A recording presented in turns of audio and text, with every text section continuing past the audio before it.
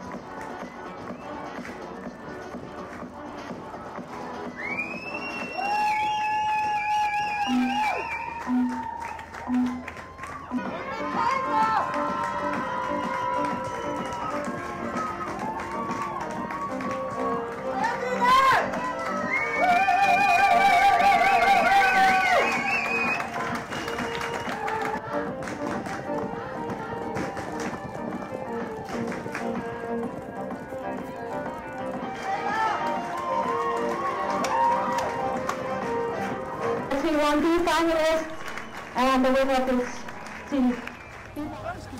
Sæll Guðmundur annar. Hvernig fór þetta? Herðu, ég varð annar. Þú varst annar. Stefnan var samt að vinna, var það ekki? Ef maður gerir það ekki, þá er betra að sleppa þig að fara inn á. Já. Hvað klikkaði? Það var bara, ég þekki hann ekki mikið. Það er vikið dag sem ég fór fyrst á hann og ég var bara ekki alveg að svara mér eftir hraðabreytingum. Já. Kannski örlítið þreyttur jafnvel eftir fjórkvæmsúrslit? Þau voru á morgun. Já. Til hamingju. Takk fyrir það. Þetta gekk vel hjá þér?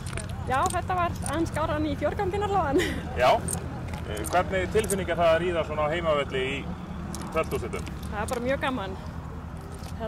Mjög gaman með svo mikið áhorfendur og svona góð stemning. Já, stemningin virkar óbærslega góð. Já, mjög gaman bara. Hvernig er að vera í danska landsliðinu? Er góð stemning í liðinu? Já, mér finnst það. Mikið liðsheild? Já, bara mjög góð stemning sko. Mjög fínt. Þessi hestur, hann er íslensk hestur. Hvernig eignaðist þú þennan hest? Þetta er nú því miður ekki mín hestur sko. Þetta er hann er frá Austurkoti náttúrulega og það er fólk í Þýskalandi sem eiga hann, Eichenhof, Peter og Stefanie Nagel. Já. Og þetta er svona okkur fyrsta ár saman í keppni sko. Og ég vona að vera eitthvað með hann áfram. Það verður gaman. Já. Hver er stefnan þá með þennan hest ef þú verður svo heppinn að vera með hann áfram? Þá er náttúrulega að reyna að gera enn betur á næsta ári og vonandi fara að háa með hann. Það verður gaman. Já. Sýttu margt í hátt? Já. Þýðir ekkert annað, það er það. Sjálfsögðu ekki. Núna erum við á svæði þar sem að heimsmeistaramótið verður haldið að ári. Já. Hvernig heldur þú að þetta svæði muni taka við þeim mikla fjölda gesta sem að koma hérna á heimsmeistaramót? Mér finnst að svæðið er mjög gott sko. Maður hefur náttúrulega haft aðeins áhyggjur á völlinn sko, sem betur fer aðeins að lagast og hann er náttúrulega svo nýr völlurinn og það er aðalega það sem hefur verið mest áhyggjur af sko. Hitt er náttúrulega mjög flott held ég, verður mjög flott held ég. Já. Það hefur allavega verið mikil ánægja með þetta svæði og margir tala um það að þetta sé eitt besta svæði til þess að halda heimsmeistaramót á. Ertu sammála því? Já, það held ég nú að það er svona rými til að hafa mikið hestum og fólki og auðvelt með gistingur og liggur svona á góða staði í Evrópu sko. Auðvelt fyrir fólk að komast og svona sko. Við þökkum þér kærlega fyrir spjallið. Takk fyrir þess.